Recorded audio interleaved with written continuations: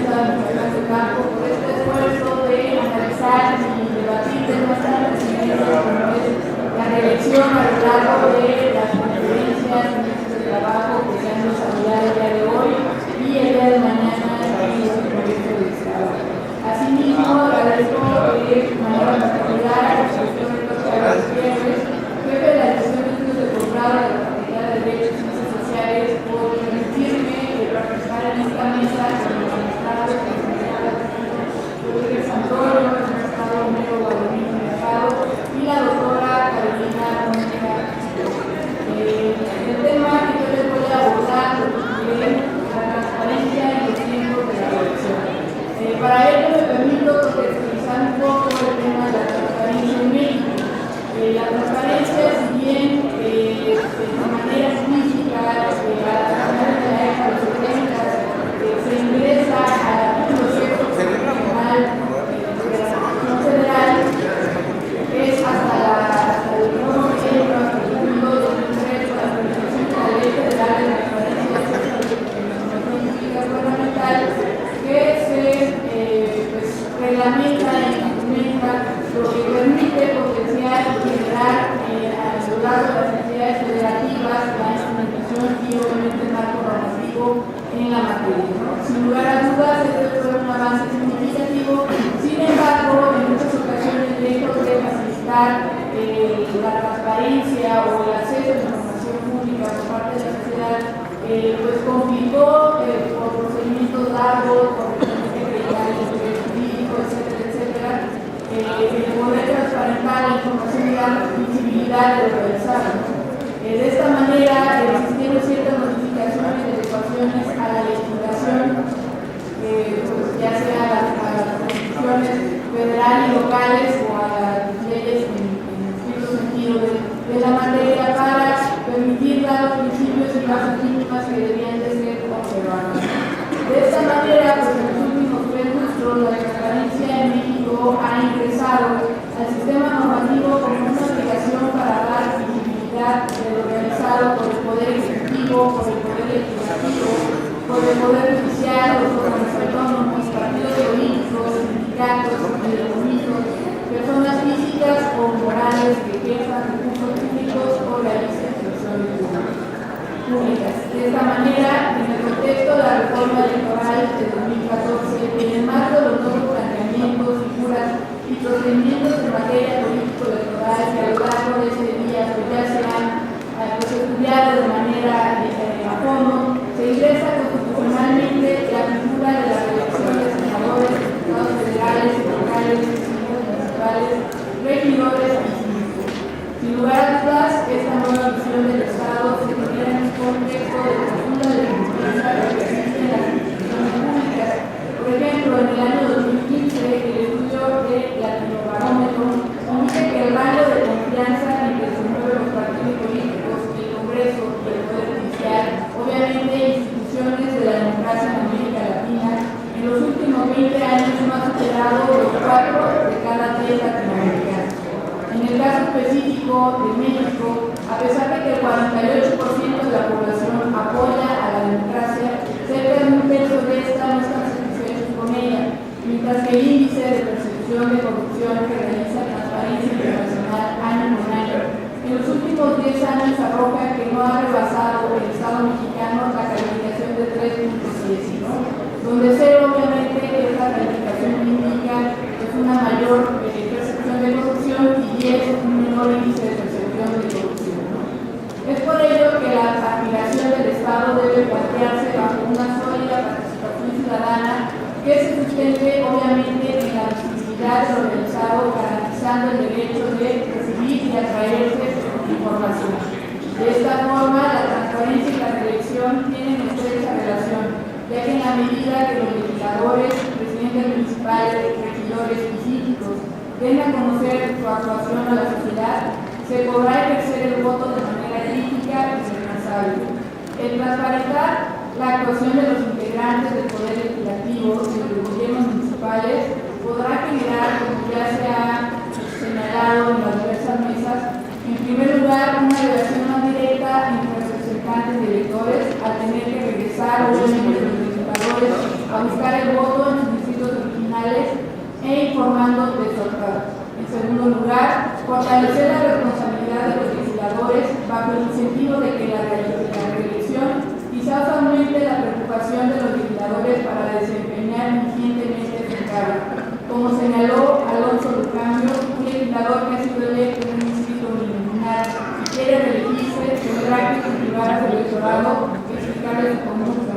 El legislador lleva a su distrito liderazgo, argumentos, cifras y eventualmente algún beneficio material concreto.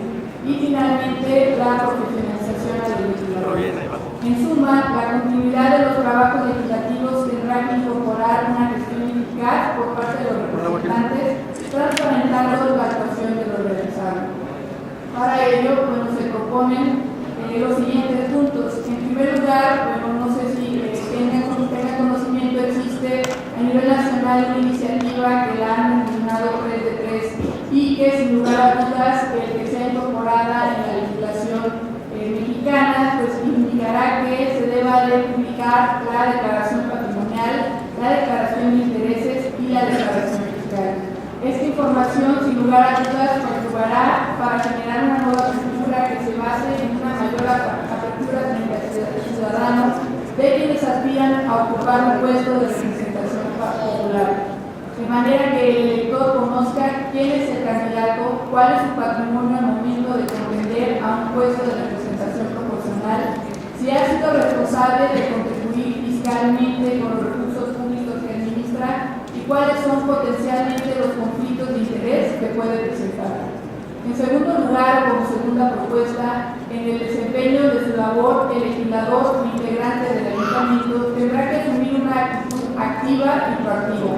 Es decir, activos en la medida en que tomen conciencia de la relevancia de brindar información pública a través de procedimientos más rápidos y más sencillos, como ocurre al publicarse la información de oficio o las obligaciones de transparencia. De la misma manera, tendrán que implementar todos los mecanismos para modificar la forma en que producen y resguardan la información. Es decir, los sujetos obligados no solo brinden la información que se les solicite, sino que encuentren disponibles en formatos que permitan su reutilización. El segundo punto, tercer punto, es asegurar el derecho a las personas con discapacidad, los pueblos y comunidades indígenas, así como las comunidades rurales que no cuenten con acceso a las nuevas tecnologías.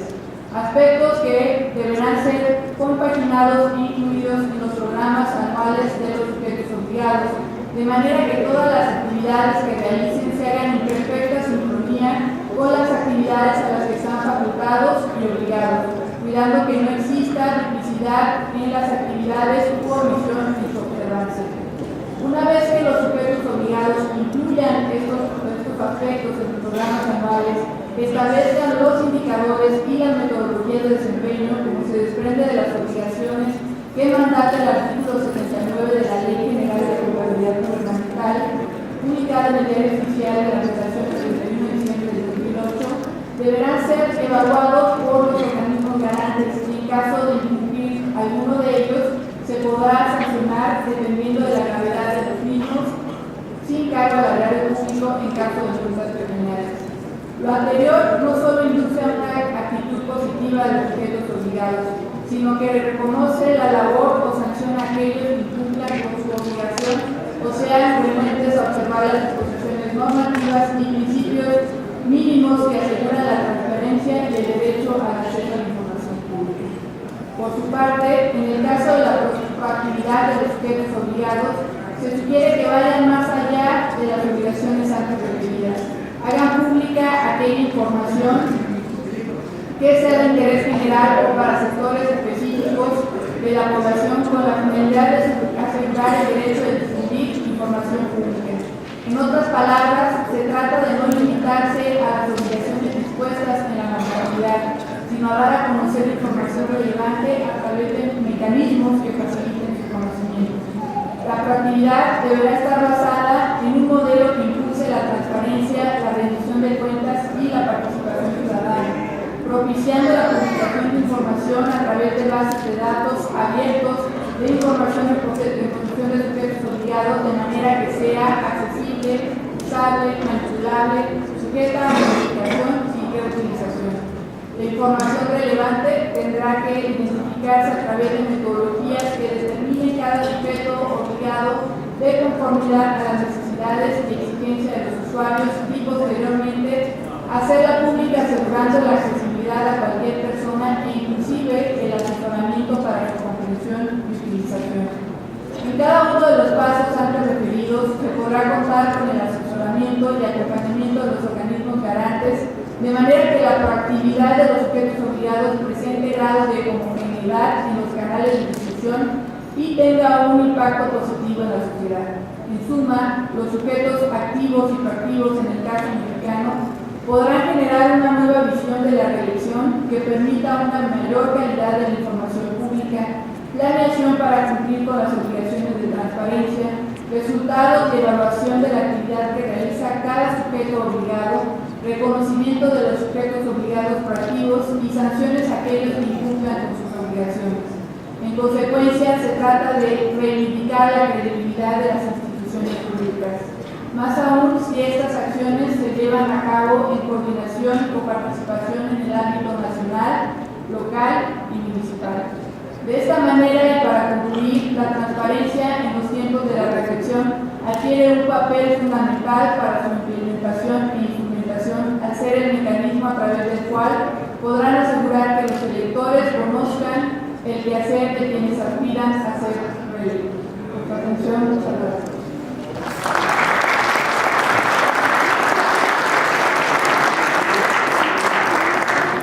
Gracias, doctora. Presento ahora la sentencia titular del magistrado Alejandro Rodríguez Santoyo. Egresado de la Facultad de Derecho de la Universidad de Michoacán, Central de Hidalgo, cuenta con una especialidad en Derecho Procesal y es candidato a maestro en Derecho por la Universidad de Estudios de Posgrado de la misma Casa de Estudios. Está diplomado en la Administración Pública del Estado de Michoacán de Campo por el Centro de Investigación y Desarrollo del Estado de Michoacán. El licenciado Rodríguez Santoyo ha participado en la organización de los cuarto y quinto Congresos Internacionales de Derecho Electoral, el cuarto Congreso Nacional de Tribunales Estatales Electorales. Asimismo, participó como relator del cuarto Congreso Nacional de Amparo, doctor Ignacio Cocoa Contreras. Ha contribuido activamente como ponente de la discusión del derecho electoral, impartiendo charlas y conferencias sobre los derechos políticos electorales de los ciudadanos y las unidades en el derecho electoral. Otra de sus áreas de interés es la divulgación de la cultura de la transparencia y rendición de cuentas, impartiendo conferencias y colaborando en diversos proyectos tendientes a consolidar la gobernabilidad democrática. También ha colaborado como activista en las publicaciones del Tribunal Electoral del Estado de Michoacán, la sede electoral y director. Y asimismo fue colaborador de la licenciada María de los Ángeles de Andrés Zaragoza en la edición de libro Nociones Básicas del Derecho Administrativo Sancionador y Electoral. En cuanto a su desempeño profesional, el licenciado Rodríguez Santoyo cuenta con la trayectoria de los ámbitos legislativo, administrativo y constitucional. Ha fungido como asesor jurídico en 4 legislaturas del Honorable Congreso del Estado Libre y Sonora de Michoacán. También se ha desempeñado como secretario particular de la presidencia del Instituto Electoral de Michoacán y como asesor de la Secretaría Ejecutiva del Consejo Electoral del nuevo sistema de constitución de Michoacán. En el ámbito constitucional, figuró como secretario ejecutor de la primera sala a cargo de la presidencia y secretario general del Pleno del Tribunal Electoral del Estado de Michoacán. Es miembro de la Asociación de Tribunales Estatales Electorales de la República Mexicana y actualmente se desempeña como magistrado presidente del Tribunal Electoral del Estado de Michoacán en el periodo de enero a diciembre de 2016. Con ustedes, magistrado de Carlos. Buenas tardes, gracias por su presentación, doctor. Gracias también a todos los estudiosos, a todos los expertos, funcionarios estatales, funcionarios de los órganos electorales por su asistencia y por su permanencia en este día. El trabajo que quiero presentar a ustedes el día de hoy lo denominé la revisión y la rendición de cuentas a nivel municipal. Me voy a permitir la lectura a algunas notas que he tomado. Hemos iniciado el día de hoy con este foro como un espacio de reflexión en el tema de la reelección, en el que se ha expuesto distintas ideas que son muy enriquecedoras sobre sus implicaciones, los efectos de su implementación y muy puntualmente se ha relatado su evolución histórica. Durante más de 20 años en México se han hecho esfuerzos continuos por construir instituciones electorales democráticas, transparentes, y las prácticas electorales han ido llevando a diversas regulaciones. En la actualidad han sido tendientes fundamentalmente a a garantizar el principio de equidad en las contiendas electorales, desde luego entre otros.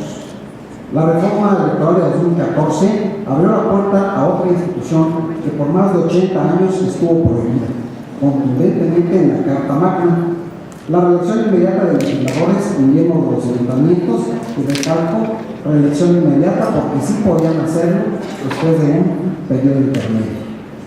Cierto es que la reelección de los gobernantes generó y aún provoca inquietudes y dudas. Como ya muy puntualmente se ha señalado, la reelección estuvo prevista en dos sentidos: en términos absolutos para el presidente de la República, gobernadores de los estados, y solo de manera consecutiva para senadores, diputados federales, diputados locales y presidentes municipales, todos los cuales podrían ser reelectos para el mismo cargo después de que se hubiese transcurrido al menos un periodo inmediato, cuyo principal argumento de sus partidarios fue que se evitaba el continuismo y la formación de enclaves políticos dentro del Congreso Federal, los gobiernos de los estados y las legislaturas locales. Con la promulgación en febrero de 2014 de la reforma a los artículos 159, 115 y 116 de nuestra Carta Fundamental, México se incorpora a los países latinoamericanos que, de acuerdo con estudios realizados por investigadores en la materia, solo nuestro país era un caso atípico, al igual que Costa Rica, donde se prohibía que los legisladores pudieran reelegirse de manera consecutiva, a lo que Giovanni Sartori llamaba la extravagancia mexicana, según lo refiere Carlos Ugalde en uno de sus estudios. Los principales argumentos esgrimidos a favor de la reelección, como ya se ha venido aquí señalando, son, entre otros, que profesionalizan las carreras políticas, se genera estabilidad política y legislativa, incentiva la existencia de un vínculo más estrecho entre el funcionario electo y el electorado, pues a la postre volverá a someterse al referéndum de las urnas, fortalece el carácter representativo de la democracia, incentiva la elaboración de proyectos a largo plazo, propicia una relación armónica entre funcionarios electos y cúpulas partidistas, y que incrementa la eficacia en sus funciones. No obstante, como se mencionó, en un nuevo contexto histórico, político y social, distante a los años 30, ello genera aún muchas dudas. En los hechos, van más allá que el gobernante se determine en el poder, sino que tiene que ver con la buena gobernanza o el buen gobierno, y desde luego incertidumbre en el plano legislativo para dar operatividad y efectividad a esta institución que ocupa hoy el análisis y la consideración. Particularmente en el ámbito electoral, José Thompson dice que por qué nos preocupa la reelección y por qué nos debe preocupar. Indica que porque si no está rodeada de garantías, mecanismos que permitan efectivamente la oposición puede organizarse, que la oposición tenga una oportunidad real de triunfar, que haya equidad, que permita el resultado sea impredecible, por lo menos en teoría estamos atentando contra el carácter auténtico de las elecciones. Como conocemos, en términos generales, la reforma permite la reelección inmediata o consecutiva para los legisladores y miembros del ayuntamiento. Asimismo, restringe el número de periodos por el que pueden reelegirse, limita la reelección a que la postulación sea por el mismo partido que lo hubiere postulado, salvo renuncia o pérdida de la militancia. Ciertamente, como se desprende de lo anterior, vuelve a cobrar relevancia el principio de equidad en la contienda, que todos los participantes tengan una mínima igualdad de oportunidades, como la anticipación en la separación del cargo, promoción de imagen, mecanismos para la selección de candidatos al interior de los partidos políticos, pues la reforma deja en manos de estos las reglas para buscar la reelección. En el caso de los candidatos independientes, por ejemplo, el Ayuntamiento de Morelia está conformado por una planilla que contendió en candidatura independiente. Luego, entonces, ¿podría alguno de los miembros del Cabildo contender nuevamente para el siguiente periodo? ¿Bajo qué requisitos? Y demás aspectos que señaló muy puntualmente también el consejero Arturo Sánchez Gutiérrez. Aunado a lo anterior, un punto que traigo a la mesa tiene que ver con ello de la reelección igual a castigo o premio. que es precisamente uno de los argumentos con mucho más énfasis a favor de la reforma, como se ha mencionado ya, en el sentido de que se otorga a la ciudadanía un instrumento fundamental para exigir cuentas a sus representantes y, consecuentemente, evaluar su desempeño. So pena de ser castigados en las urnas, dijo Sartori, según lo refiere Carlos Ugalde, que la política en México, refiriéndose al legislativo, estaba de cabeza, porque los legisladores, al no poderse reelegir, carecían de recompensas derivadas de su desempeño. Para ello, desde mi perspectiva, la rendición de cuentas y la transparencia en el manejo de los recursos públicos es central. Así como la discusión sobre las transiciones a la democracia dominó el debate político, el análisis sobre la transparencia y la rendición de cuentas como instrumentos para el buen gobierno ocupa hoy una especial atención en todos sus ámbitos y niveles, pues desde luego es uno de los pilares fundamentales para la consideración de un sistema democrático. En el tema de la reelección, ello requiere una regulación puntual y equitativa, pues se requiere de la consolidación de instituciones, prácticas y mecanismos que faciliten, por un lado, a los funcionarios y a los partidos políticos a explicar, justificar sus acciones y resultados, y por otro, a la eficaz, eficiente y oportuna fiscalización de los recursos públicos y su conocimiento público. Particularmente quiero referirme al ámbito municipal, cuyos gobiernos son la instancia directa con la población y cuyas decisiones inciden de la misma forma y tiene que ver con la rendición de cuentas, que requiere revisión y previsión a fin de dotar efectivamente a los ciudadanos de los elementos necesarios para que estén en la posibilidad de evaluar cabalmente el desempeño de los gobernantes y puedan aprobar o rechazar su gestión mediante el voto en un ejercicio de reelección.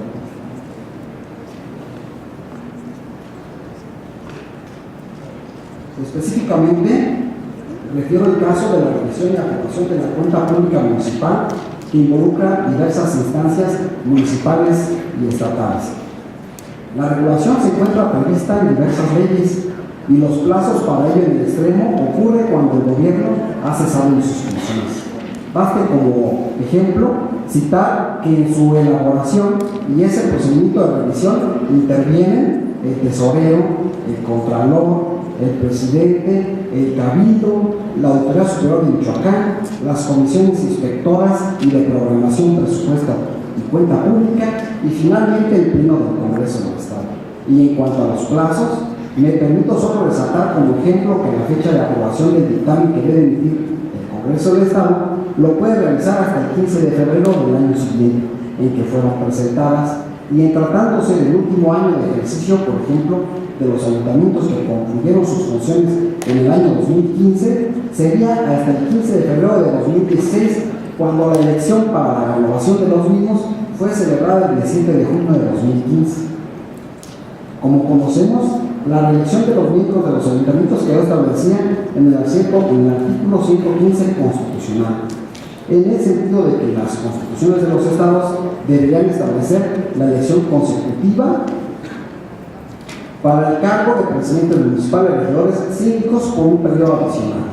A nivel local, el constituyente permanente dispuso en el artículo 116, entre otras normas, que los presidentes síndicos y regidores, electos directos o indirectamente, que desempeñen las funciones propias de esos cargos, cualquiera que sea la denominación que se les dé, podrán ser electos para el periodo inmediato.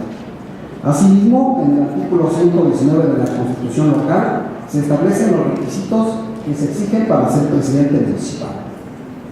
Especialmente quiero llamar la atención del requisito establecido en la última parte de la sección cuarta del artículo 119 mencionado, que refiere expresamente: si se trata del tesorero municipal, es preciso que hayan sido aprobadas sus cuentas por el Cabildo o por el Congreso según corresponda. Aunque este requisito solo se exige a los tesoreros municipales, es uno de los pocos, si no es que el único precedente en la legislación estatal en el que se concibe un ejercicio de rendición de cuentas para poder ser candidato a un cargo de elección popular.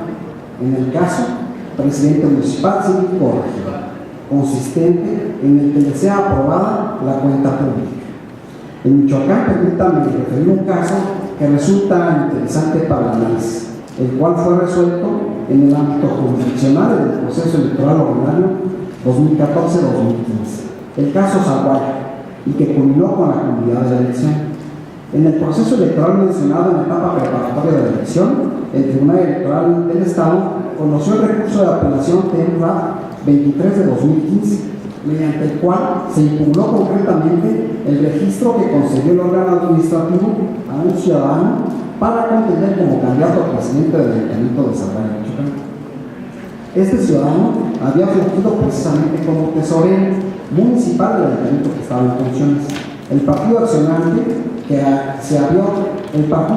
reclamó que se había otorgado el registro de candidato sin que hubiera acreditado haber cumplido con el requisito de elegibilidad exigido en el artículo 119, fracción cuarta de la Constitución Política del Estado, porque dijo no tenía aprobadas sus cuentas públicas trimestrales y anuales de los ejercicios fiscales de los años 2013 y 2014 por el Congreso Local del Estado.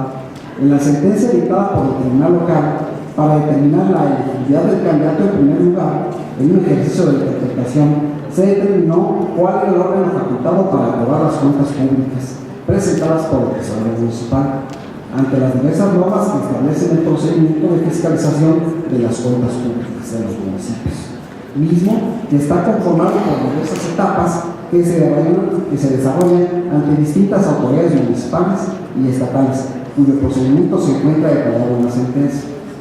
El órgano jurisdiccional llegó a la conclusión de que el tesorero es responsable únicamente de rendir los informes trimestrales y las cuentas anuales ante el ayuntamiento para su análisis y aprobación, por lo que una vez aprobadas su presentación ante el órgano de fiscalización estatal le corresponde al cabildo por conducto de su tesorero municipal, y que en ese sentido la exigencia del requisito constitucional de referencia debía entenderse por satisfecho si los informes trimestrales y las cuentas públicas fueron presentadas ante el ayuntamiento y este las aprobó. Así, en el caso concreto se estableció que el tesorero municipal había cumplido con su deber de presentar las cuentas públicas anuales y los informes trimestrales que fueron sometidos a consideración del Cabildo de Zaguaya, mismas que fueron aprobadas por el cuerpo colegiado del municipio.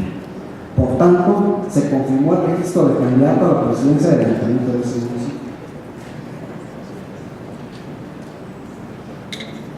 En la revisión de esta sentencia, mediante el juicio de revisión constitucional correspondiente SPJRC 044 de 2015, el órgano jurisdiccional electoral federal competente en un ejercicio de control de convencionalidad ex oficio y estuvo de la convencionalidad de la porción final de la fracción cuarta del artículo 119 de la Constitución que hoy nos ocupa, determinó que era inaplicable el caso concreto de dicha norma por ser contraria a los artículos 1 y 35, fracción segunda de la Constitución Federal, así como a los tratados internacionales, al tratarse de una cláusula normativa que se opone a la obligación de promover, respetar, proteger y garantizar los derechos humanos, y que resulta incompatible con la obligación de que las condiciones y restricciones de su ejercicio sean legítimas, proporcionales y razonables. De entre los argumentos que se señaló que esta norma constituye una cláusula genérica respecto a la no aprobación de la cuenta pública de un municipio, que acarrea la suspensión del derecho humano a ser votado, así como el tiempo o plazo que dura dicha restricción a fin de hacerla razonable, aunque si bien se admitió que esta disposición tiene una finalidad constitucional legítima, ya que persigue la correcta y honesta administración del municipio a través de la creación de una condición de inelegibilidad para el cargo de presidente municipal. Sin embargo, se señaló que la medida no era idónea para salvaguardar la honestidad en el ejercicio del servicio público. Finalmente se confirmó el registro del ciudadano como candidato a la presidencia municipal de Zaguaya. Habiéndose llevado a cabo la elección del citado ayuntamiento y seguida su cadena impugnativa en sede jurisdiccional federal, se determinó la nulidad de la elección y sus fundamentos tuvieron que ver con la participación de ciertos funcionarios del ayuntamiento en la contienda electoral y el ejercicio de los recursos públicos municipales. Asimismo, regreso un poco a la normativa que establece como requisito la aprobación de las cuentas públicas de los tesoreros para poder aspirar a un cargo de elección popular. en el ámbito municipal, y al respecto solo quiero referir otro criterio sustentado por el órgano jurisdiccional electoral federal en una de sus sentencias sub-JRC 182 de 2007, en el que estableció, entre otras cosas, que la razón de esta obligación se explica en la necesidad de que por la actividad que realiza el tesorero exista claridad y certeza en la disposición de los recursos públicos a su cargo, a efecto de garantizar la observancia del principio de equidad en la contienda, pues con esta medida se busca evitar su aprovechamiento en la promoción del voto a favor del candidato respectivo, y que no se advierte como teleología de la norma la revisión administrativa y contable del ejercicio de los recursos públicos municipales, porque estos aspectos corresponden a un ámbito distinto del electoral y se ejercen por otro órgano como la Autoridad Superior del Estado, circunstancia que no conlleva en modo alguno a la restricción o modificación de las obligaciones que corresponden al ayuntamiento para rendir cuentas ante la Autoridad Superior del Estado, ni de las atribuciones de esta para realizar en cualquier tiempo la aplicación de los recursos, porque estas actividades son autónomas e independientes. Con lo anterior, solo pretendo resaltar la necesidad de realizar una revisión puntual de la legislación electoral, pero a la par de otras legislaciones y normas que en su conjunto conllevan establecer mecanismos para los ciudadanos a fin de contar con el conocimiento y elementos para un ejercicio de reelección, así como y armonizar el entramado jurídico en aras de fortalecer las instituciones democráticas. Y como lo mencioné al principio, la transparencia y la rendición de cuentas con la fiscalización de los recursos públicos en los plazos y términos acordes con las etapas de los procesos electorales, en un tema impostergable. Así, por ejemplo, para hacer una regulación integral de la figura de la reelección en Michoacán, se deben realizar no solo modificaciones al Código Electoral del Estado de Michoacán, sino analizar la posibilidad de reformar la Ley de Fiscalización del Estado, pues si bien es cierto que en relación al segundo año de gobierno, el ayuntamiento cuyos miembros en su caso desean reelegirse, la Autoridad Superior ya habría presentado un informe de resultados de revisión, fiscalización y evaluación de la cuenta pública de las entidades al Congreso. También lo es que habría que verificar los plazos de su aprobación, y por lo que respecta al último año de gobierno, se debería realizar una revisión parcial de la cuenta pública del ayuntamiento, porque como podría un ciudadano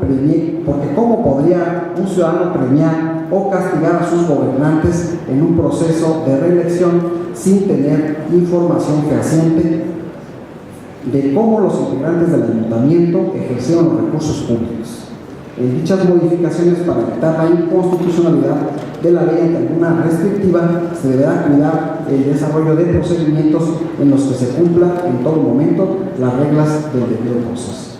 Ello, desde luego, en aras de que sea un mecanismo efectivo de rendición de cuentas en un ejercicio de reelección. Gracias por su atención.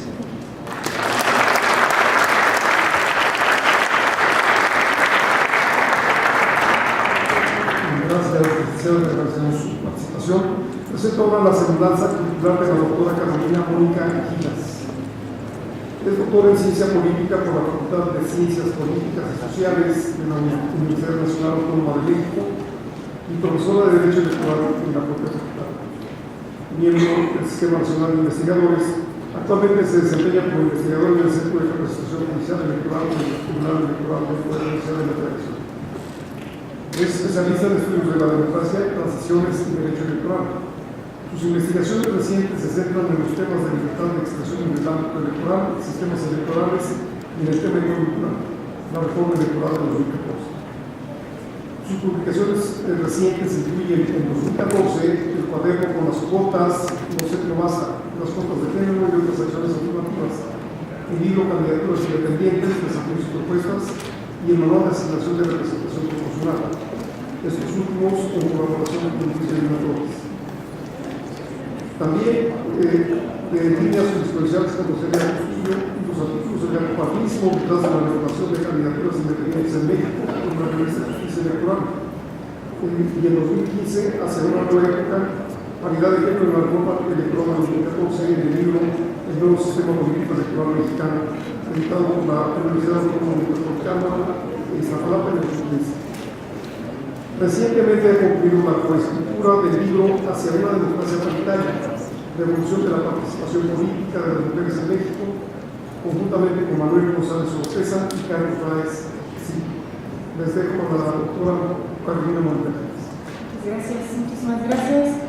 Buenas tardes, muchas gracias a las instituciones convocantes por haberme extendido la invitación, por las distinguidas personalidades con quienes tengo el honor de compartir ese presidio, y a todos ustedes por estar aquí, a pesar de la hora, que fue una jornada muy extenuante, muy interesante. Desde mañana creo que en todas las mesas se han aportado reflexiones muy interesantes desde diferentes perspectivas sobre la figura de la reelección que pues regresa, viene por fin, yo creo, a nuestro sistema electoral. Y bueno, creo que en esa mesa estamos en la situación peor de todas, porque vamos hasta el final. Y así como el doctor Lorenzo Córdoba en su conferencia, empezando 5 con cachito, decía que ya se habían acabado los temas, lo que no resultó ser nada cierto, por supuesto. Pero creo que a nosotros que ya estamos aquí, yo fui desde la mañana tachando de mi lista poco a poco las cosas de las que ya se había hablado, y después de la intervención ya del consejero Córdoba, la verdad no me quedó mucho. Sin embargo, trataré de retomar unos 2 o 3 puntos que dentro, a pesar de que algunos de ellos ya han sido tocados, son los que me parecen los más importantes, los más relevantes, y sobre los cuales tengo una postura que tal vez diste bastante de la mayoría de lo que se ha expuesto el día de hoy. Así que voy a aprovechar la libertad, la libertinaje de la cátedra y tratar de abordar un poquito a lo que decía el doctor Lorenzo de cambiar las mentalidades, ¿no? Como señalaba, efectivamente tenemos un gran problema con las reformas electorales en nuestro país, porque todas son puros parches, ¿no? Nuestras reformas electorales se escriben para parchar, para arreglar algún imperfecto, algún desperfecto, algún problema que se dio en la elección pasada. Por lo tanto, cuando lo observamos de manera global, podemos ver que luego no hay una idea muy homogénea detrás, no todo es coherente, hay cosas que no embonan, candidaturas independientes que han señalado varias veces hoy no embonan, son como parche y chicote, que estamos medio a fuerza metiendo a nuestro sistema electoral buscando maneras de que opere, y más o menos lo mismo pasa con el tema de la reelección, porque no viene con ello, no viene de la mano con el repensamiento del sistema político y de algunos otros cambios, no son solamente o meramente cambios electorales que tendrían que darse para que todo esto pudiera funcionar de una manera coherente. Sin embargo, yo estoy reconociendo la importancia de que por fin en 2014 se haya legislado y reconocido, permitido la reelección desde la Constitución. Me parece que era ya hasta muy tardía esa llegada, porque el sufragio efectivo, no reelección, es creo que una de las mentiras más grandes que nos pueden decir, que nos han dicho, y que precisamente es todo lo contrario. Sufragio efectivo requiere de la reelección, porque el sufragio, el voto, es el primer y último elemento, es la primera y última herramienta que tenemos los ciudadanos para expresar nuestra voluntad, para expresar nuestra opinión y para contratar o despedir a quienes nos representan. Entonces, mientras nosotros no hemos tenido, bueno, todavía no tenemos, porque todavía estamos apenas, todavía faltan en algunos casos bastante finitos para que podamos por primera vez ejercer ese derecho, ejercer el sufragio desde esa perspectiva, es más que necesario. Toda la literatura que analiza rendición de cuentas, que analiza los controles ciudadanos sobre los políticos, sobre los representantes, sobre los gobernantes, subraya que el mecanismo básico e indispensable es la reelección. Entonces, con la introducción, la lectura que teníamos que darle a la introducción del principio de reelección en nuestra Constitución, es que se pretende modificar las relaciones que se han estado dando, se han estado creando entre la ciudadanía y la clase política y los gobernantes. Lo que pretende la reelección es que volvamos nosotros, o que retomamos nosotros, los ciudadanos, el control sobre esa relación, sobre esos procesos, para que seamos nosotros los dueños de la decisión, quiénes se quedan y quiénes se van, y a quienes queremos contratar por más tiempo en agradecimiento y reconocimiento de una buena labor que han ido desempeñando. Entonces, ese derecho ciudadano, y desde mi perspectiva el tema de la reelección, si bien también involucra los derechos de los mismos candidatos, el derecho a postularse, a ser votado para conseguir un cargo público, me parece mucho más importante esa vertiente electoral ciudadana que refiere al ejercicio del derecho de la ciudadanía, de todo el electorado, de votar sobre sus representantes. Esa me parece la justificación más importante. Aumenta el poder de la ciudadanía en esa relación que estamos construyendo, que debemos construir con nuestros representantes. Desde esa perspectiva, quisiera señalar algunas preocupaciones que tengo respecto de cómo se está dando los caminos o las problemáticas que habría que atender para que esa relación, para que la reacción pudiera ser efectiva y para que esa relación pudiera por fin empezar a cambiar. En primer lugar, me parece que la restricción sobre la que también ya se ha comentado el día de hoy, que señala que para poder reelegirse los candidatos tendrán que ser postulados por el mismo partido que los postuló originalmente o por uno de los partidos de la coalición que los hubiera postulado, me parece que es una restricción que va demasiado lejos y que va a ser contraproducente y va a regresar el mecanismo a donde estaba. ¿A qué me refiero? Si se supone que con la reelección lo que pretendemos es que sean los ciudadanos quienes tengan mayor control sobre a quienes van a elegir, con esa restricción estamos regresando ese control a los partidos políticos, a sus asuntos internos y básicamente a sus cúpulas y a sus dirigencias. Porque la lógica va a ser muy sencilla, como es hoy. A ver, ¿quieres que te postule otro cargo, como es hoy? Lo que señalaban el último año del ejercicio, ¿no? En el periodo de los 3 que dura la mayoría de los cargos, que ya todo el mundo anda viendo ahorita cuál podría ser el siguiente espacio en el que me pudiera desenvolver dentro de mi carrera política. Si no te portas bien conmigo, partido, siendo líder, si no acatas las decisiones, si no te disciplinas, pues obviamente no te voy a postular. Si tenemos ese candado a la reelección, estamos reforzando ese mecanismo. Si no te portas bien, si no actúas como tu partido espera de ti que actúes, pues no te voy a postular. Y si yo no te voy a postular, pues no te podrás elegir.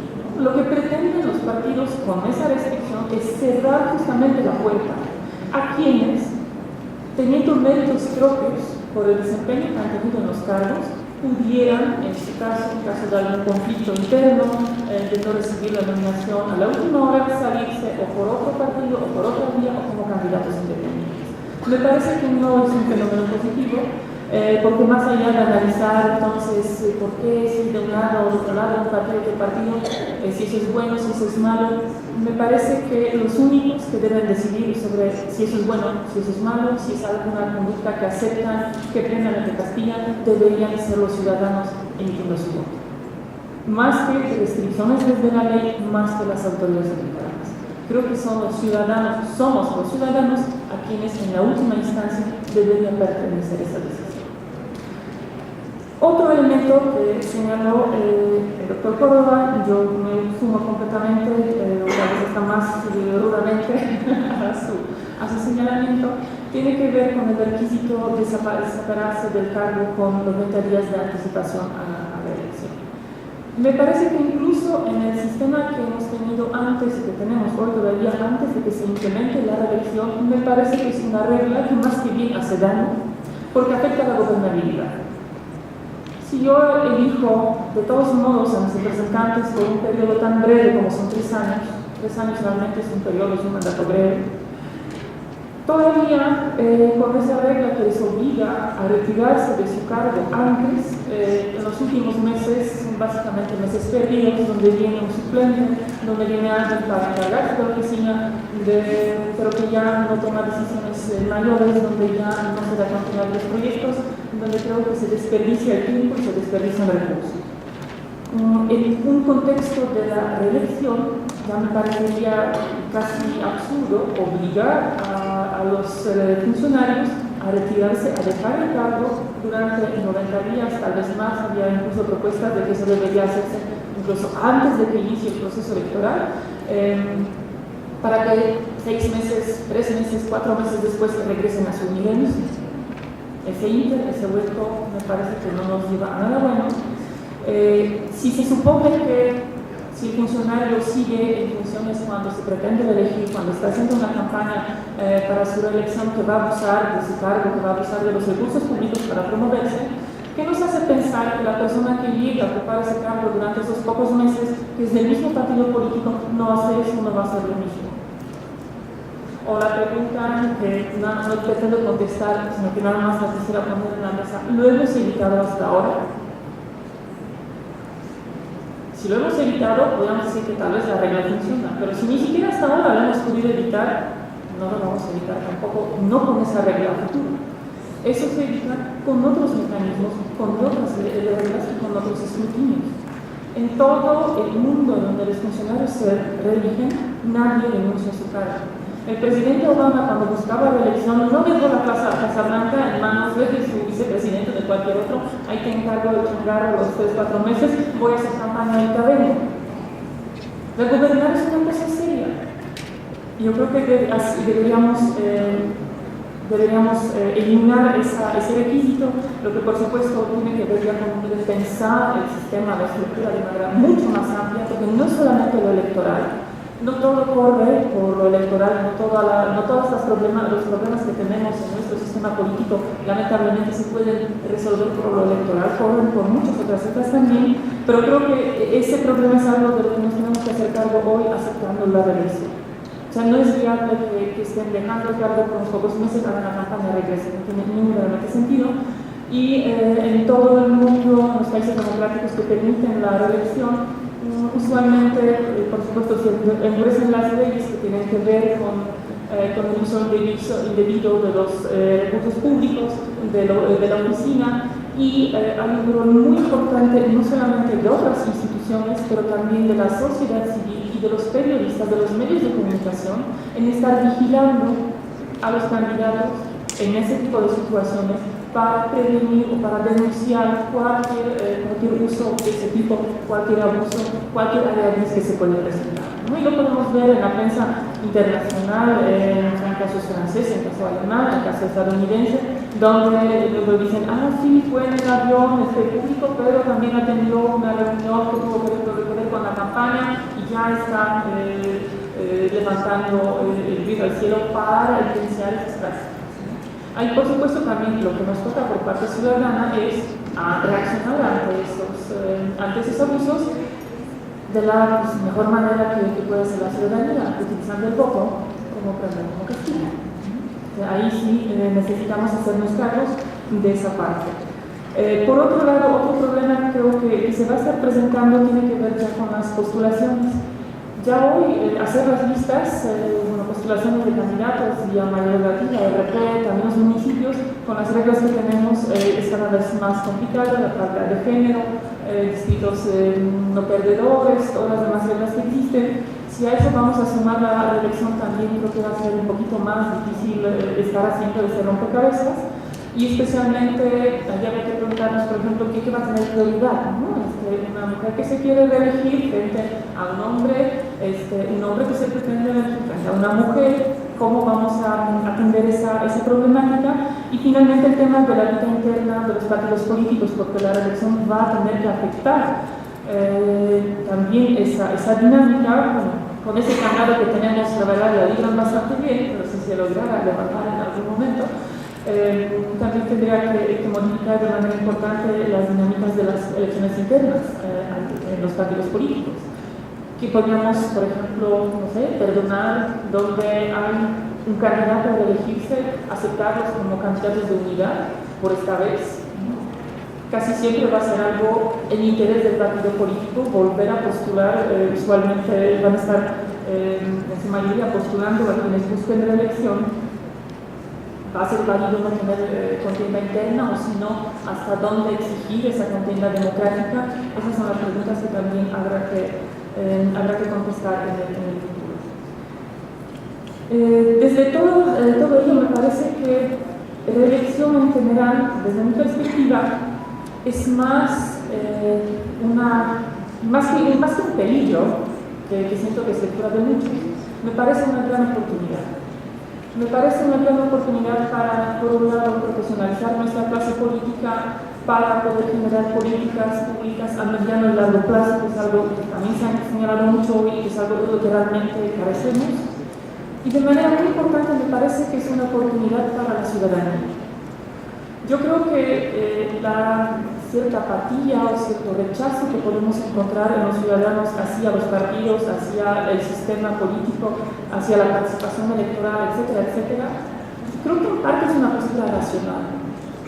Yo creo que gran parte de la ciudadanía, cuando se da cuenta de que realmente tienen muy poco espacio para actuar, que lo único lo que se les requiere es que una vez cada 3 o 6 años vayan, cachen una boleta y fuera de eso, la verdad que no es necesario que se involucren tanto, ¿no? Porque tienen otras cosas. Que más o menos es como estamos todavía haciendo la política en México. Me parece que ante esa perspectiva de lectura es muy racional para los ciudadanos decir, ¿yo para qué me involucro? ¿Para qué le dedico tiempo a esto si de todos modos no tengo manera de cambiar las cosas? Si mi voto no tiene esa influencia, si quienes deciden quiénes van a ganar, quiénes van a ser los candidatos, son los partidos políticos. Creo que con eso la reelección permitiría recuperar ese poder de influencia ciudadana, de recuperar el poder ciudadano sobre los candidatos, sobre los gobernantes, y que podría ser un camino muy efectivo hacia una verdadera rendición de cuentas. Pero una rendición de cuentas que está contenido más en el término anglosajón de accountability, que va mucho más allá de lo que nosotros entendemos así rápidamente o como lo traducimos, yo creo que mal, no hay otro término más apropiado hasta ahora, como rendición de cuentas. Rendir cuentas significa, aquí está la cuenta pública, y aquí está mi informe de gobierno, descárgate las 10.000 páginas, revísalas y a ver qué tan enterado vas a estar después y qué tanto vas a poder comprender mis políticas públicas. La rendición de cuentas de verdad, la accountability de verdad, además de eso, además de la información que tiene que ser disponible, que tiene que ser entendible, que tiene que ser clara, de fácil acceso, también todavía conlleva 2 elementos y más. El primero es el elemento de la justificación. Los gobernantes, los representantes nos deben algo más que decir eso hice y eso gasté. Nos deben una justificación de qué es lo que han hecho, de por qué lo han hecho, de por qué han tomado esas decisiones y no otras, y qué es lo que pretendían lograr con ellas. Y ya después de eso puede llegar un tercer elemento, el palo a la zanahoria, el premio o castigo, a quienes como ciudadanos vamos a poder evaluar positivamente, que vamos a poder reelegir. De cuyo desempeño no vamos a estar contentos, pues vamos a poder decir, bueno, gracias, hasta aquí. Hasta ahora ese ejercicio ha sido muy mermado, casi imposible, porque exigía de la ciudadanía el trazo de la ruta, de dónde, de qué cargo a qué cargo iban a brincar, o ahora después de diputado a senador, de senador a diputado local, un alcalde, que es municipal de una ciudad. Ir trazando esa ruta ya es bastante complicado. Es mucho más sencillo para el ciudadano poder evaluar realmente el trabajo de alguien cuando esta persona busca la reelección. Eso también va a poder, yo esperaría que se dieran fenómenos que se están dando en otras latitudes, donde la sociedad civil justamente empieza a activarse en mayor medida, donde las organizaciones ciudadanas empiecen también a ejercer esa función de watchdog, ¿no? De los observadores, y van a estar informando a la sociedad en general, hasta ese tipo de páginas de internet que dicen, ay, mira cuántas veces el diputado fue a la sesión, cuántas veces faltó, ¿no? A las sesiones a las que era obligado a atender, cómo votó en los temas importantes, ¿no? Cómo votó en la reforma educativa, en la fiscal, etcétera, etcétera, etcétera, cómo votó en los temas que te interesan. Con eso, solo con esa dinámica, yo espero que tarde o temprano la logramos, logremos construir, todo eso se construye ejerciendo, practicando, por supuesto requiere tiempo, pero creo que la reelección nos abre la puerta, nos abre la esperanza de construir por fin una nueva dinámica. Siempre y cuando con reserva de esas restricciones de las que estamos platicando, que yo creo que podrá tener un efecto por demás negativo, o tal vez incluso mermar completamente la finalidad que está detrás de la reelección. Muchas gracias.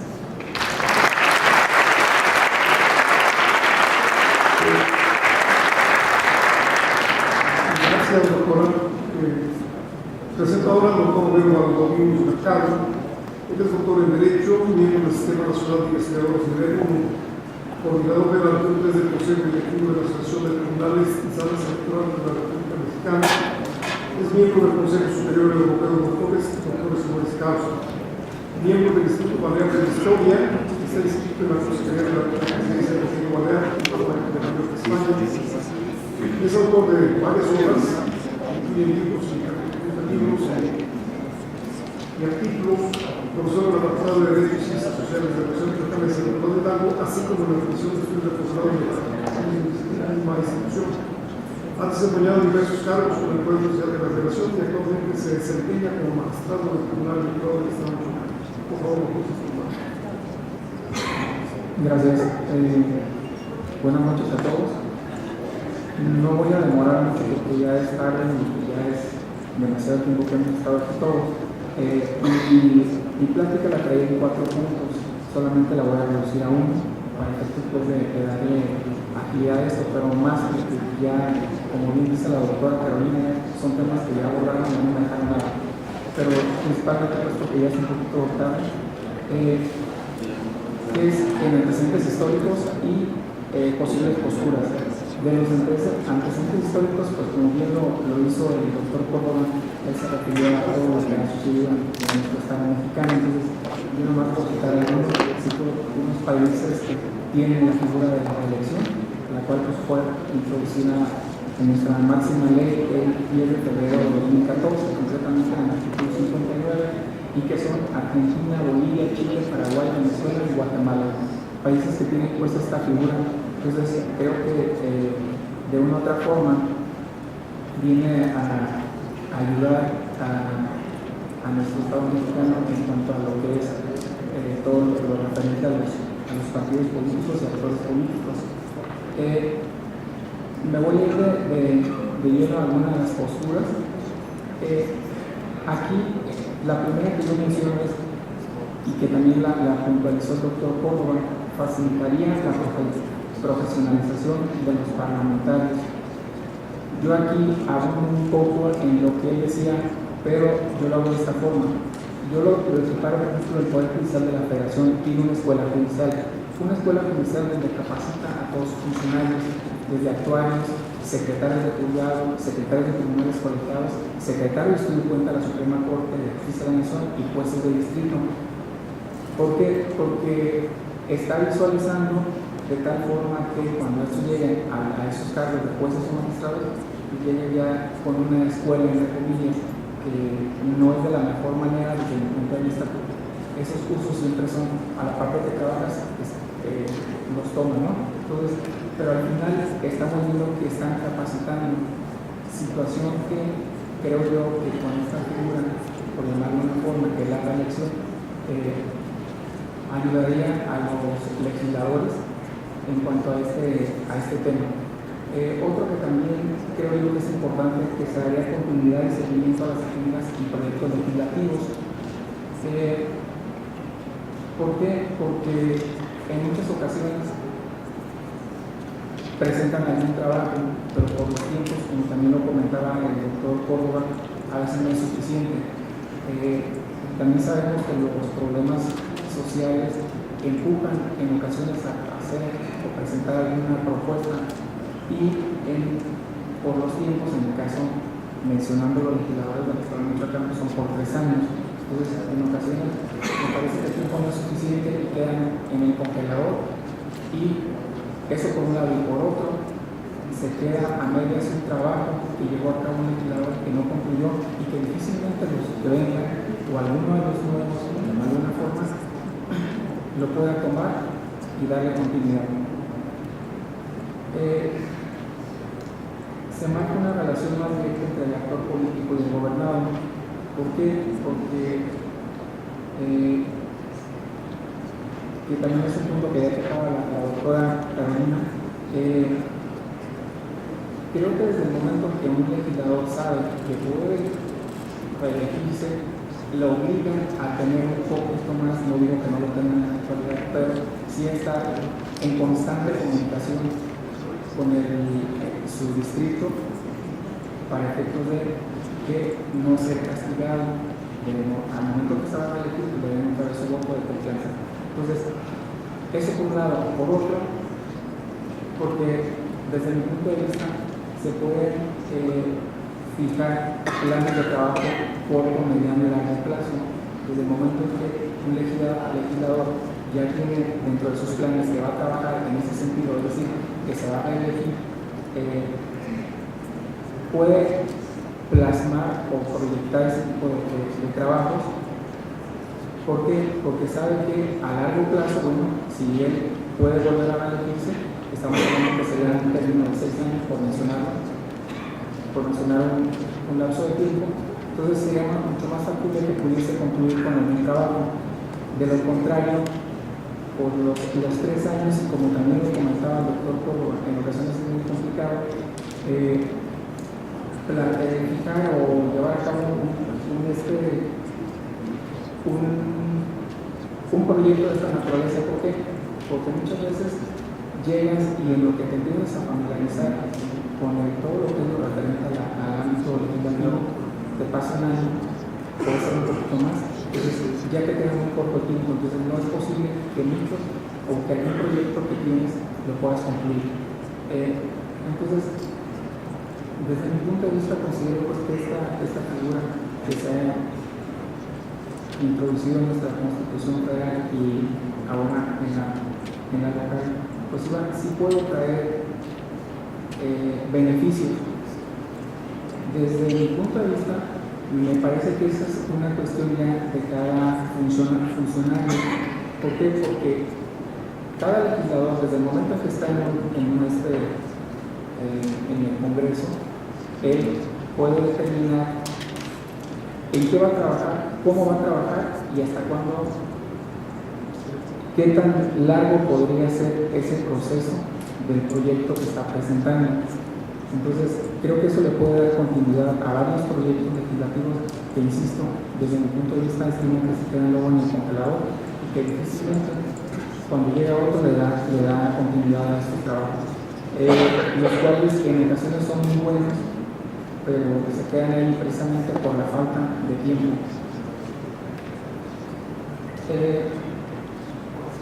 Yo considero que aquí alguien también decía, el doctor Córdoba, que no es bueno, que no podríamos decir qué país o la figura de algún otro país pudiese encajar como orientador para nuestro estado, pero creo que sí puede ser orientador.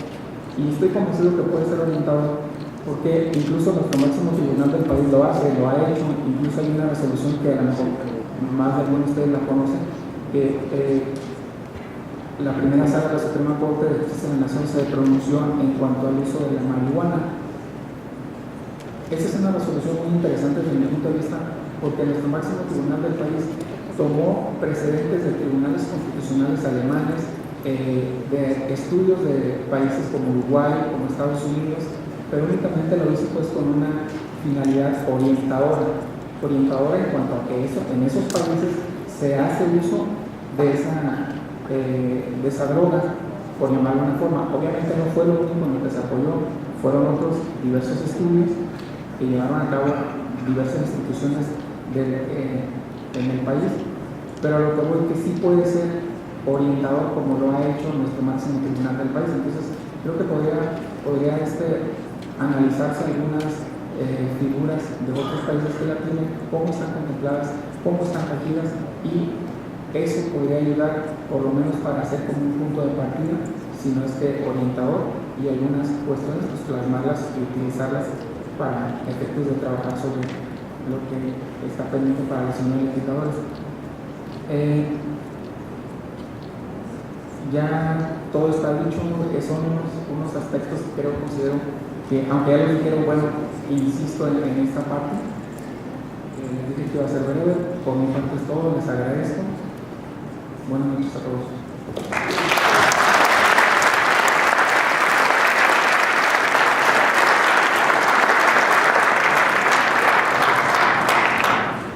Gracias. Vamos a dar paso a una breve sesión de preguntas y respuestas. Les pediría que se identifiquen y la pregunta que hagan, ¿a quién va dirigida, por favor? Adelante.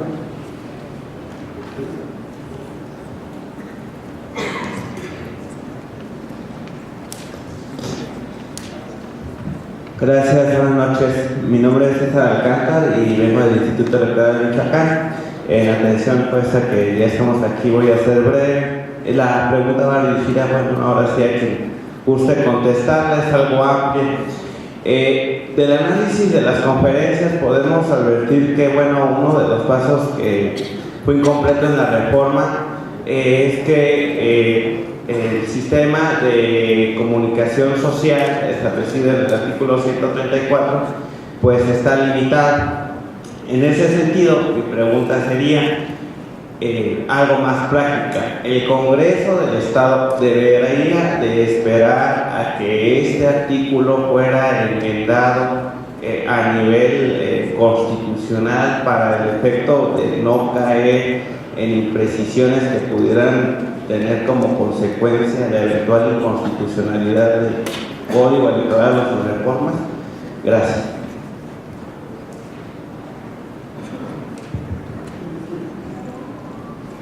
Sí, como somos cuatro en la mesa, vamos a contestar de una por una.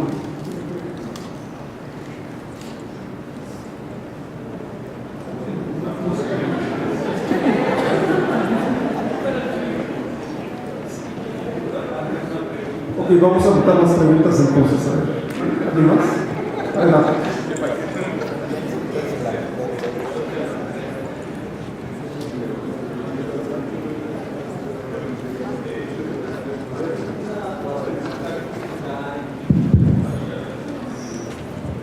Sí me oigo, ¿no? Allá no. Okay.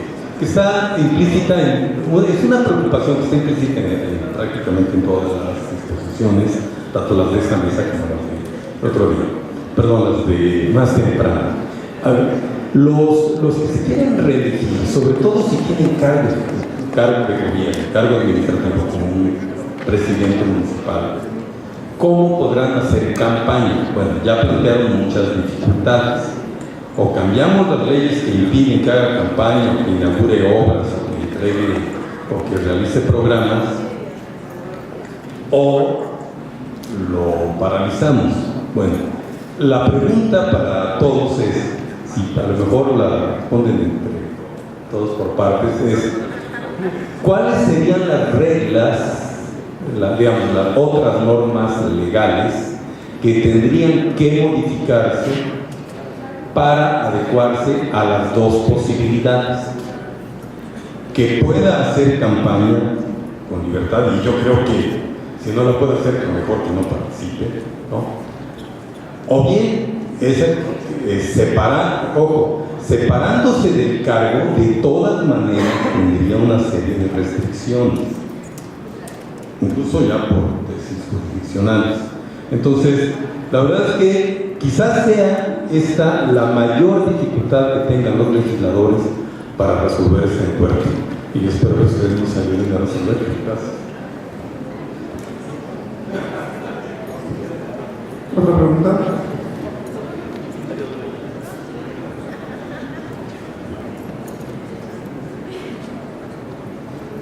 ¿Qué tal? Buenas tardes, soy Rafael Brambila. Mi pregunta va para la doctora Carolina. ¿Cómo evitar que con la revisión se estacione el poder una clase política casi oligárquica que hoy en día tenemos?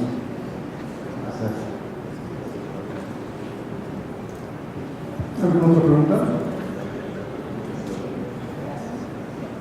Ya nos estamos cansados. ¿Alguna otra? Bueno, pues vamos a dar paso a la respuesta. Empezamos con la doctora Carolina, que sí estuvo directamente la pregunta. Pues voy a empezar desde la primera de César, si debe regularse en los estados el artículo 134 constitucional. Bueno, es difícil de decir que no debe, más ante el hecho de que el Congreso de la Nación nos debe esa ley desde 2007. Entonces, ya casi vamos por 10 años. Se le dio expedir, ya después de la reforma de 2014 se volvió a establecer un compromiso muy fuerte en los transitorios. Obviamente no pasa nada, aunque sinceramente después de ver algunas de las iniciativas tal vez mejor así. No sé si debe o no debe, esto dependería de la voluntad de cómo ven esa situación los legisladores de Michoacán. En cualquier caso, por supuesto, tendrían libertad de hacerlo siempre y cuando nosotros transgredan una de las reglas que están ya o en la misma Constitución, en la ley y yo creo que puede servir de guía porque ya son bastante detallados, bastante específicos, porque a lo largo de esos años el Tribunal Electoral ha dicho un sinnúmero de criterios relacionados justamente con la conducta de los servidores públicos, lo permitido, lo prohibido, también en cuanto a la propaganda gubernamental, entonces podrían en su caso servir de guía esos criterios perfectamente bien. De hecho, si analizamos los documentos de Política en Línea o CEDESOL, por ejemplo, para el proceso 2015 que había emitido un manual interno para la conducción de los servidores públicos, era justamente o derivan en gran parte de esos criterios. Entonces también si es necesario, no sé, en cualquier caso ahí les dejo también ya una regulación que es a través de la jurisprudencia muy amplia. Ahora, ¿cómo hacer las campañas en funciones? ¿Cuáles deben ser las reglas? Bueno, yo creo que por eso necesitamos más que unos cambios electorales, replantearnos prácticamente todo. Porque bueno, si no les dejamos hacer campaña, no tiene sentido, no tiene manera de participar, ¿no? Porque van a perder. Tampoco es que el ejercicio del cargo por unos cuantos años va a ser suficiente, va a dar suficiente visibilidad o convicción para votar por alguien, no necesariamente es así. Además, estamos generando una desigualdad que no debería tener lugar. Desde mi perspectiva es que, como pueden ver, de todos los representantes, yo soy liberal más que conservadora y en general considero que las restricciones, si es que existen, deben ser muy bien pensadas y en principio limitadas, ¿no? Y especialmente si son restricciones a un derecho humano, ¿no? Si son restricciones a derechos humanos es con pinzas y lo más pequeñas que se pueden hacer. Entonces, en ese contexto, yo quisiera la partidaria de que mejor modificar lo otro, es decir, dejarles actuar básicamente libre. También siento, es decir, es políticamente incorrecto lo que voy a decir, pero siento que estamos cayendo en una obsesión con el tema de la equidad, en la contienda, tal vez ya caímos hace mucho, y cada vez se está agravando ese problema que tiene nuestro sistema electoral. Y creo que con todas las reglas estamos generando cada vez más problemas que más que resolverlos, porque cada vez con las prohibiciones y las restricciones que se incorporan en la legislación es más difícil aplicarlos, empiezan a ser contradictorias, cómo entonces fracasar esto con aquello, no embona y genera toda esa situación de incertidumbre y de toda esa conflictividad electoral. Entonces, yo en principio creo que las reglas, mientras más, decía Einstein, que las cosas en la vida hay que hacerlas lo más simple posible, pero no más que ello. Yo creo que eso podría ser también un buen lema legislativo, simplificar algunas de las cosas, muchas de las cosas. Dejarles hacer las campañas desde mi perspectiva básicamente de manera libre, siempre y cuando no fuera de violar el estándar de oficina, diría yo, y por supuesto sin usar ni un centavo, ni una hoja de copias, ni 5 minutos de tiempo de ninguno de los funcionarios que tienen a su cargo. Todo eso tendría que estar orquestado desde el partido político que está, o bueno, si es candidato independiente, desde su equipo, pero de campaña, tiene que haber una separación muy clara entre el equipo que se dedica a la gestión y del equipo que se dedica a hacer la campaña, tratando de que se queden dentro de lo que cabe, de lo que es posible, en mundos separados. Y creo que con esas prohibiciones, una vigilancia constante, pero principalmente ciudadana de los medios de comunicación, creo que sí se puede. En otros países del mundo se puede, y la democracia no se cae en pedazos.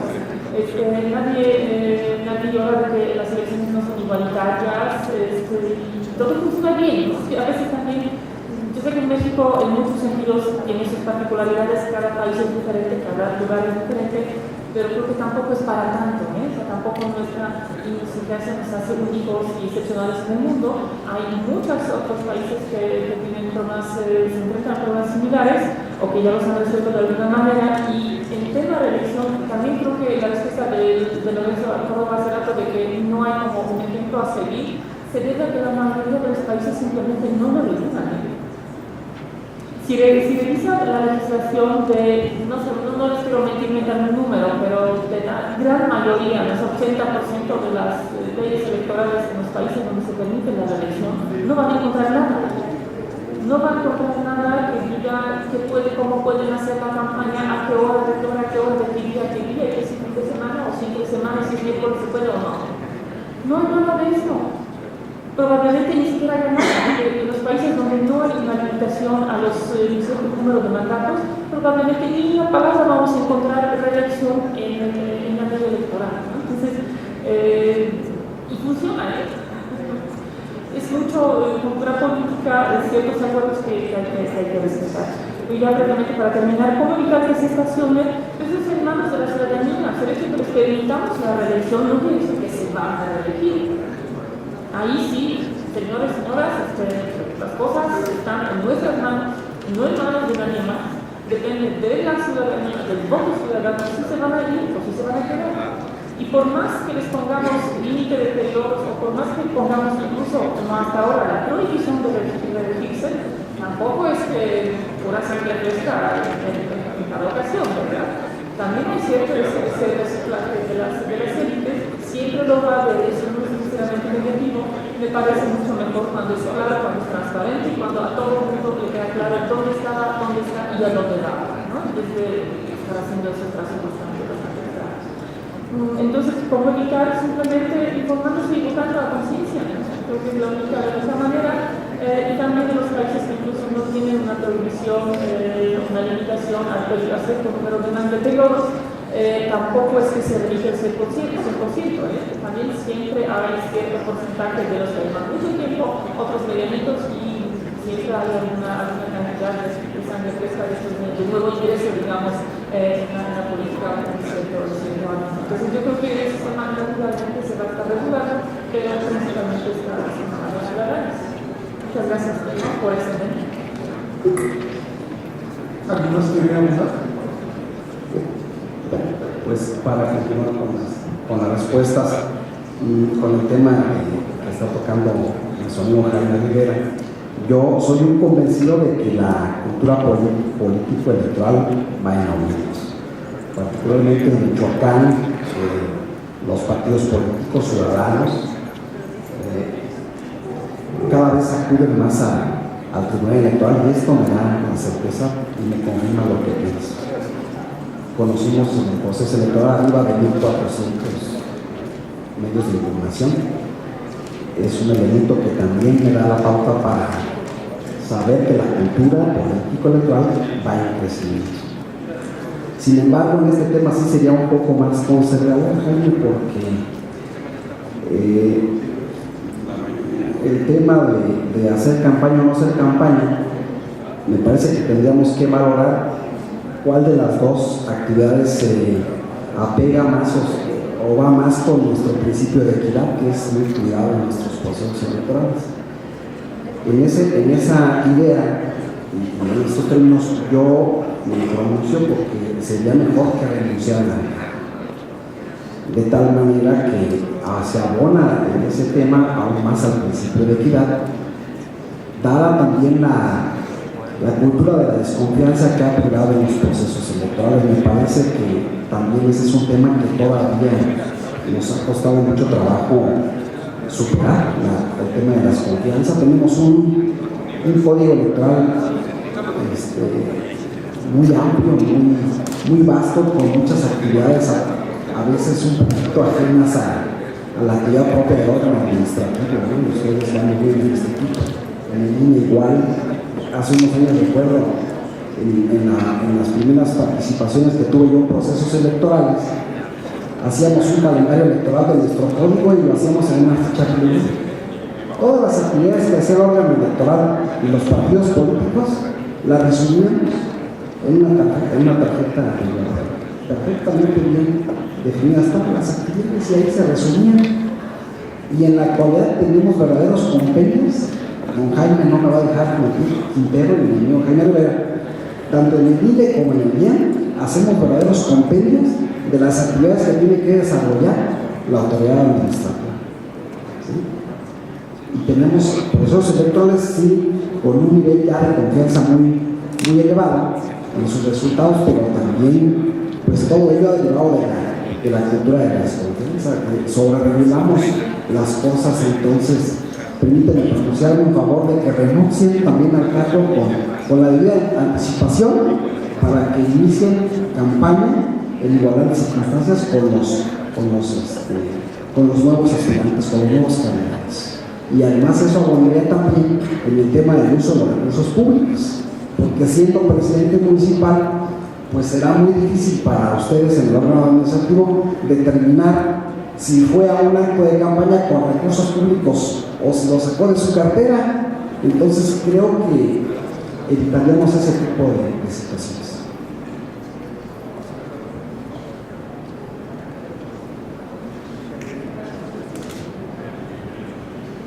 Bueno, andando un poco en la pregunta que hace el consejero Jaime, yo soy acorde con la doctora Mónica en virtud de que hemos observado en México que existen diversas reformas por cada una de las problemáticas que llegamos a encontrarnos dentro de la legislación nacional, local o la reglamentación de los municipios.